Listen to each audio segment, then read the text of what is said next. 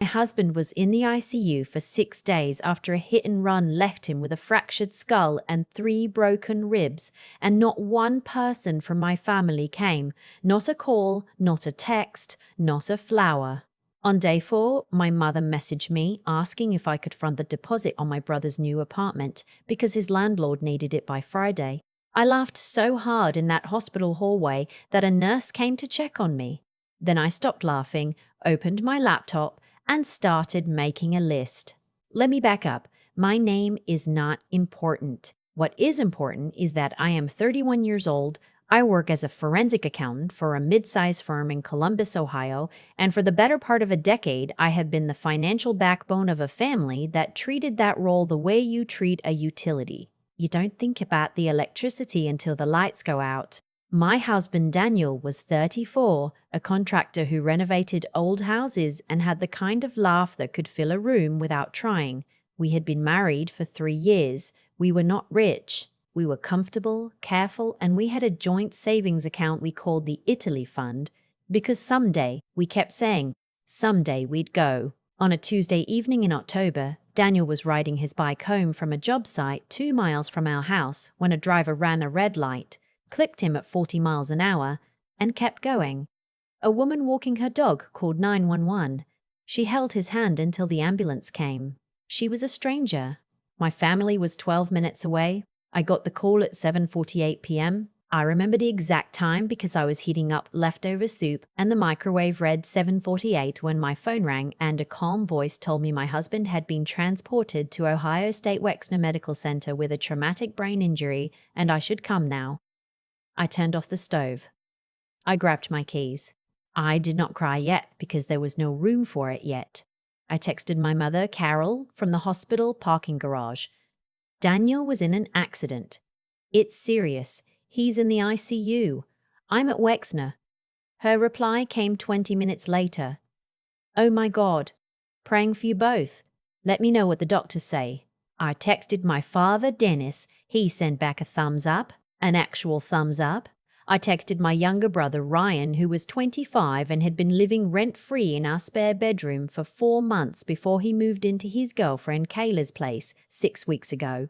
Ryan replied, "Damn, that's crazy. Hope he pulls through. Damn, that's crazy." I put my phone in my coat pocket and walked through the automatic doors into the brightest, coldest light I had ever stood under. The ICU waiting room at Wexner is a narrow corridor of padded chairs bolted to the wall in a color I can only describe as institutional mauve. There is a TV mounted in the corner that plays cable news on mute with closed captions. There is a coffee station with a machine that makes something technically classifiable as coffee.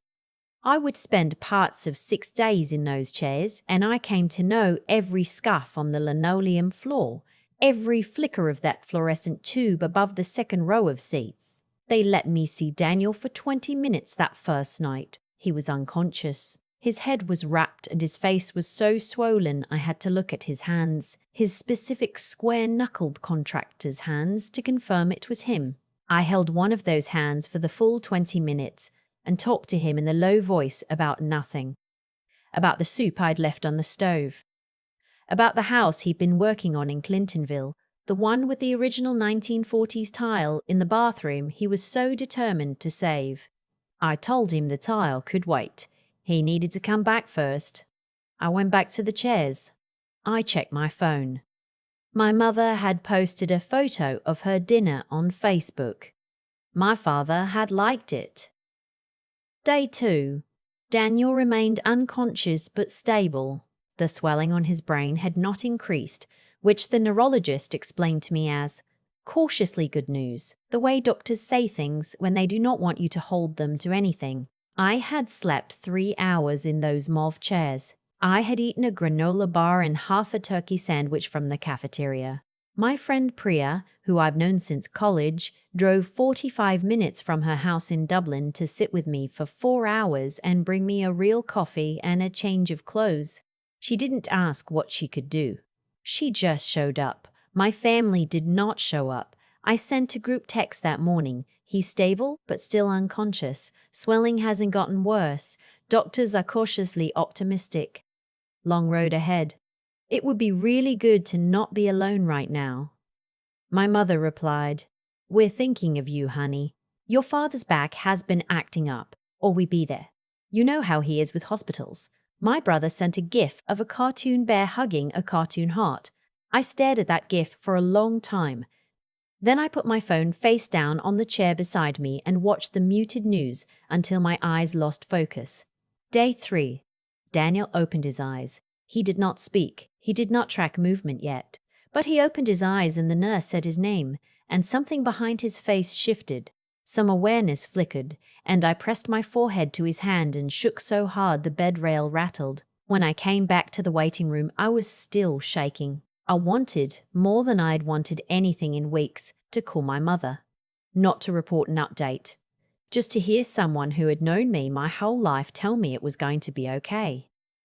I did not call her. I already knew what I would get. Another prayer hands emoji. Another reminder about my father's back. I called Priya instead. She picked up on the second ring and said, "Tell me everything." Day 4. This is the day that changed everything. Daniel was more alert. He had squeezed my hand. He had said my name just once, a little garbled but unmistakably my name. I had cried so hard, a nurse brought me a box of tissues and sat with me for a few minutes. I was exhausted and wrecked, and also quietly electric with relief, sitting in that corridor at around 2 in the afternoon when my phone buzzed. My mother. I felt that stupid, hopeful reflex, the one that never learns. I grabbed it. "Hey, sweetheart, quick thing. Ryan's new place needs the security deposit by Friday, and Kayla's hours got cut at work, so they're a little short. We were thinking, since you have such a steady job and Daniel's family has money," she actually wrote that, "Daniel's family has money, you could front the $1,400 and Ryan will pay you back in a few months once he gets settled. It would really mean a lot to him and Kayla. Let me know." I read it twice. Let me know with an exclamation point. I looked up from my phone. Down the hallway, somewhere past the double doors, my husband was learning to say my name again. His skull had been fractured. We did not yet know if there would be lasting cognitive effects. I had not slept more than 4 hours in any single night since Tuesday. I had been alone in this corridor for 4 days. And my mother had just asked me with an exclamation point to front my unemployed 25-year-old brother's security deposit. Daniel's family has money. His parents were retired school teachers in Dayton. They were lovely, generous people who had called me every single day since the accident and driven up twice to sit with me in these chairs. They did not have money. They had a pension and a paid-off house, and the kind of love that doesn't calculate. The sound that came out of me was not a laugh and not a cry. It was something in between. A woman across the waiting room glanced over and I held up one finger. Just a second, and she nodded like she understood completely. I am a forensic accountant. My entire professional life is built around following money, understanding systems, identifying who controls what and how, and tracing the exact moment a structure becomes unsustainable. I had spent years in my own family not applying any of those skills to the obvious place, the place right in front of me. I had just kept paying. Let me tell you what I had been paying. I was on my parents' cell phone plan as the primary account holder. I had added them years ago when my father retired early and they said they couldn't afford the individual plan. That was 4 years ago. The plan ran $210 a month. I had been paying it automatically. I was on the utility autopay for their house in Westerville. Electric, gas, water. This had started when my mother called me panicked about a shut-off notice 2 years ago and I had set it up as a temporary bridge. That bridge had never ended. I estimated $340 a month. I had been paying for their streaming services, Netflix, Hulu, Disney Plus, linked to my card. That was fine. It was $30 a month, but it was also 3 years of $30 a month. My brother Ryan had been on my Amazon Prime family plan since he was 19. He had, in the 6 years since, never paid for a single shipping cost on anything. He ordered often. And then there was the credit card. 2 years ago, my parents had called about a dental emergency my father needed that their insurance wouldn't fully cover. I had added them as authorized users to one of my credit cards for that specific purpose. The balance had never gone back to zero. It currently sat at $9,300. Recent charges included a weekend trip to a resort in Hocking Hills, a pair of boots from a boutique in Columbus, and 6 charges from a restaurant I'd never heard of over the past 2 months that added up to $740. That last set was my brother and Kayla. They had not asked to use it for those things. They had just used it. I am a forensic accountant, and I had been letting my own family run the exact scheme I would flag in a professional audit without a second thought. The thought was too humiliating to sit with for long, so I had simply not sat with it. I sat with it now. I did not reply to my mother's text. I opened my work laptop, tethered it to my phone hotspot, and I started. I want to be clear that I was not acting out of rage. I was past rage. Rage would have been easier. Rage is loud and hot and exhausts itself quickly. What I had instead was that specific cold clarity that comes at the end of something when you have finally admitted to yourself what you have been looking at all along. The first thing I did was log into the cell carrier account. I went to plan management. I could not simply remove my parents and brother from the plan without penalty, but I could and did transfer primary account holder status to my father's name. I updated the billing information to his credit card number, which I had on file from when I'd helped him set up an online account 2 years ago. I set the transfer to process at midnight. Then I logged into the utility autopay portal for their house. It asked me to confirm the removal of the automated payment. Yes, I confirmed. Done. Their electric, gas, and water bills would now arrive as paper bills in their mailbox, the way bills had worked for the entirety of human history before I came along and made myself indispensable. The streaming services were simple. I logged into each one, removed my payment method, and logged out of all devices simultaneously. Whoever was mid-episode of whatever would find themselves at a login screen. I went into the Amazon account and removed Ryan from the family plan. He had placed an order 2 days ago. It was a Bluetooth speaker.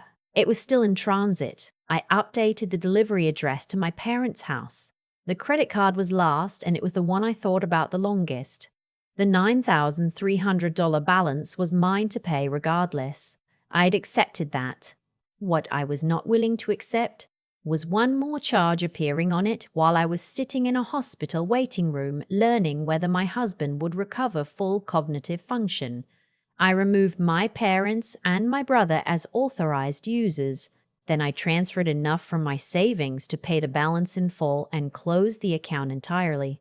I opened a new credit card application, one I had been pre-approved for through my credit union for over a year, and completed it. Approved instantly. New card would arrive in 5 to 7 business days.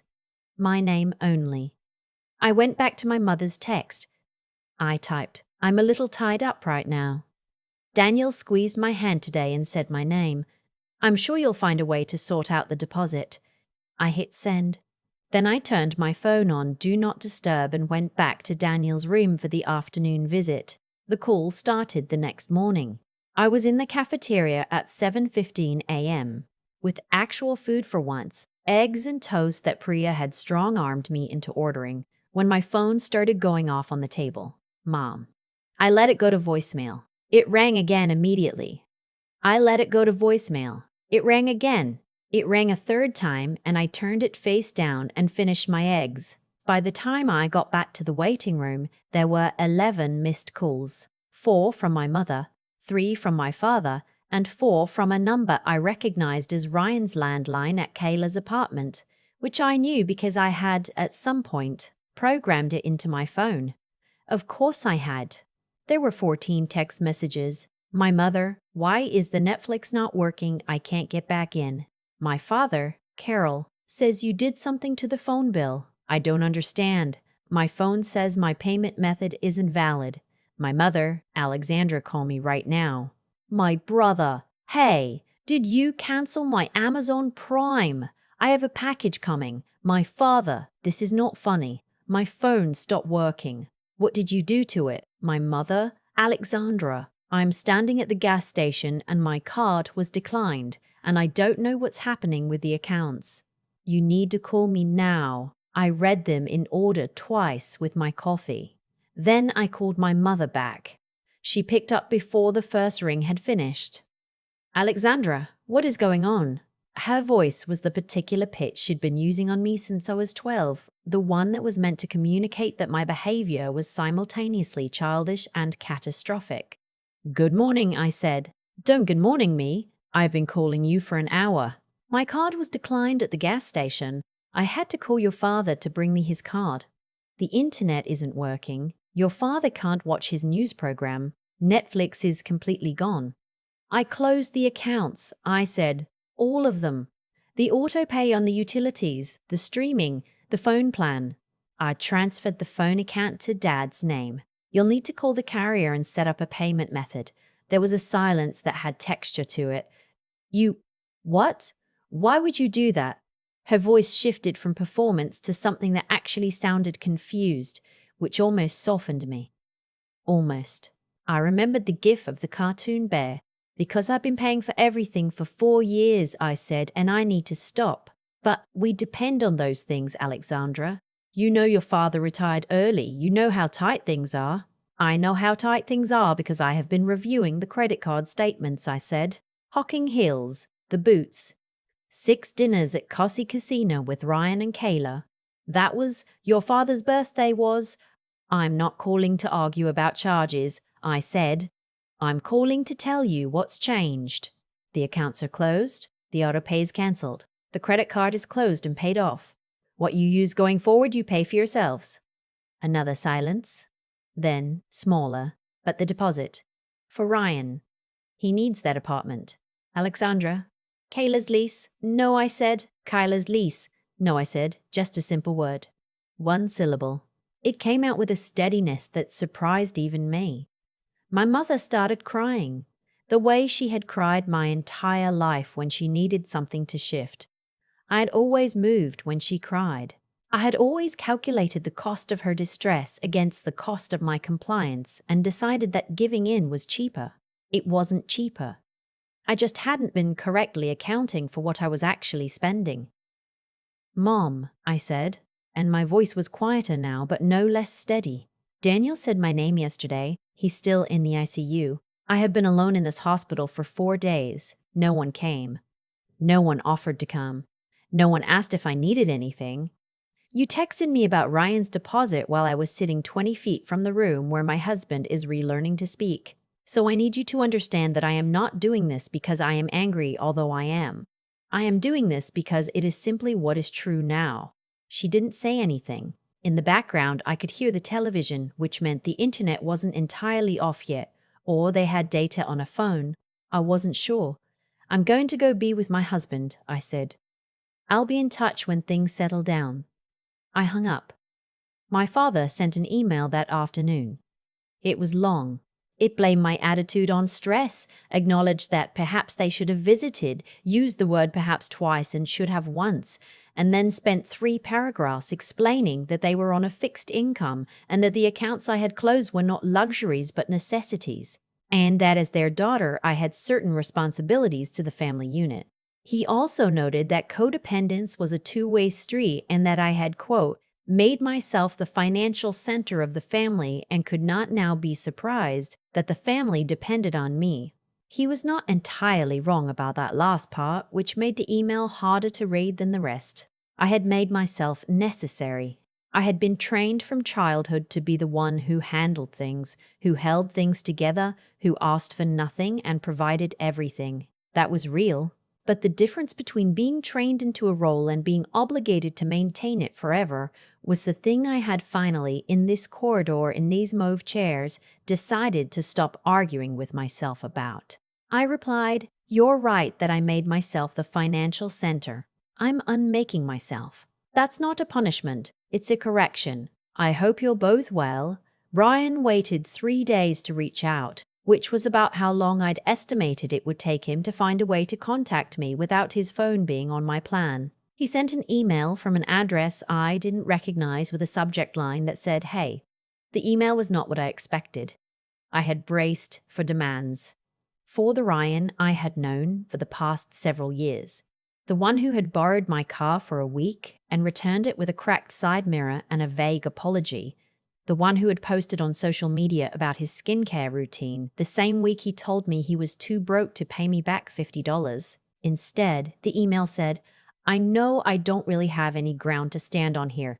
I heard what happened with the ICU and I should have come and I didn't and I don't have a good reason. I think I've just been pretending that everything was fine for so long that I didn't know how to show up when it wasn't. I'm not asking you to fix the accounts. I just wanted to say I know you didn't deserve that." I read it 4 times. I did not forgive him in that moment.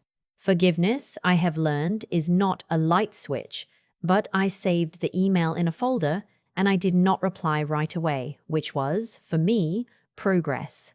Kayla sent me a Venmo request for $700 3 days later with the note, "Ryan's half of the deposit. You said you'd help." I had said no such thing. I declined the request and blocked her number. I did not hear from my parents again for 11 days. When my mother finally called, her voice was different, tired in a way that didn't perform itself. "How is he?" she asked. "Daniel." "Better," I said. "He starts outpatient PT next week. The neurologist is optimistic about a full recovery. It'll take time." "I'm glad," she said. And then, after a pause, "I'm sorry we didn't come." It was 3 words. "I'm sorry we didn't come." She did not explain it or expand on it or walk it back. She just left it sitting there between us. I said, "I know." That was all either of us had for that conversation. We stayed on the phone for another minute in silence, the kind of silence that is not empty but is not yet full of anything either. And then we said goodbye. I don't know what my family becomes from here. My mother and I talk every week or 2 now, shorter calls than before, more careful on both sides. My father has not called me directly since the email. Ryan and I have not spoken, though I heard from a cousin that he and Kayla broke up 2 months ago and that he got a job doing IT support for a school district in Grove City. I think about sending him a message sometimes. I haven't yet. What I know is that Daniel came home on a Thursday afternoon in November. Thin and slow and leaning on a cane he swore he'd only need for a month. He needed it for 2. We set up a recovery space in the living room where he could watch football and argue with me about whether he was doing enough of his exercises, which was its own kind of joy, bickering with someone who was present and alive and increasingly himself. Priya came over that first week and brought soup. Real soup, the kind that takes half a day, and we sat at the kitchen table and she said, "You know what I kept thinking while all of that was happening? I kept thinking, of course she handled it herself. Of course she did. But you don't have to anymore." I didn't know what to do with that at first. It was too much to absorb all at once. I had spent so many years being the one who handled things that I had genuinely confused the capacity to carry weight with the obligation to carry it. Those are different things. It took me a while to understand how different. In February, Daniel got cleared by his neurologist for travel. Not strenuous activity, but sitting on a plane was fine. That evening, after the appointment, we came home and I opened my laptop to the Italy fund, which had grown undisturbed for the past 4 months because nothing was draining it anymore, and I started looking at flights to Rome. Daniel leaned over my shoulder, his hand warm on my back. "You sure?" he said. I turned and looked at him. He was still a little thinner than before. There was a small scar near his hairline that would probably always be there. His eyes were completely his. "I'm sure," I said, and started entering the dates. There's a moment I keep coming back to. I'm sitting in that ICU corridor in a mauve chair, holding a cold cup of coffee, and I'm reading a text from my mother that ends with an exclamation point. An exclamation point. Daniel was 20 feet away learning to exist again, and she was asking me to front my brother's security deposit with the energy of someone reminding me to pick up milk. I didn't rage quit that day. I just finally stopped pretending the math didn't add up. That's the part people don't talk about with situations like this. It rarely ends with a dramatic confrontation or one unforgivable thing. It ends with arithmetic, years of small withdrawals, money, presents, basic decency. That you kept excusing one at a time because each individual one seemed manageable. It's only when you lay them all out on the same table that you see what you've actually been running.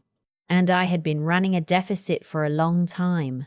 What I did in that waiting room wasn't revenge, even though I know it looks like that from the outside. It was correction. I am a forensic accountant. My entire job is identifying the moment a system becomes unsustainable and recommending a restructure before the whole thing collapses.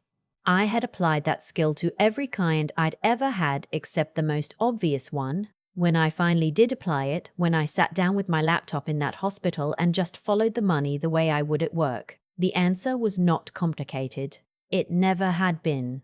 I had just been choosing not to look. There's something I want to say about Priya because she matters to this story in a way that doesn't get enough room. She drove 45 minutes without being asked. She brought real food and a change of clothes, and she sat with me and did not offer advice or silver linings. She just showed up.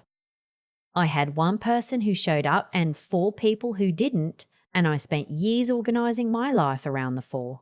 That imbalance is its own kind of lesson. The people who were actually there during the hard parts, not in the group chat, actually there, those are the ones worth building your life toward. Doing right by the people who show up, being honest about the ones who don't, and having the will to act on what you know is true, even when it costs you. Those 3 things are simple to say and genuinely hard to live. I wasn't always good at any of them. I had been dishonest with myself about my family for years because the truth was inconvenient. I had known the credit card statements didn't reflect emergencies. I had known. I just kept paying because confronting it felt harder than absorbing it. It isn't, though. Absorbing it quietly is the harder thing. It just spreads its cost out over so much time that you don't feel the full weight until you're sitting alone in a hospital at 2 in the morning and your mother sends you a text with an exclamation point. Daniel is fine now. He's back to renovating old houses and arguing with me about his physical therapy homework. The Italy fund is intact. We're going in the fall. I look at that savings account sometimes and think about how long it took to stop it from draining, and I feel something that isn't quite pride and isn't quite grief. It's more like clarity, the kind that comes when you finally stop arguing with what you already know.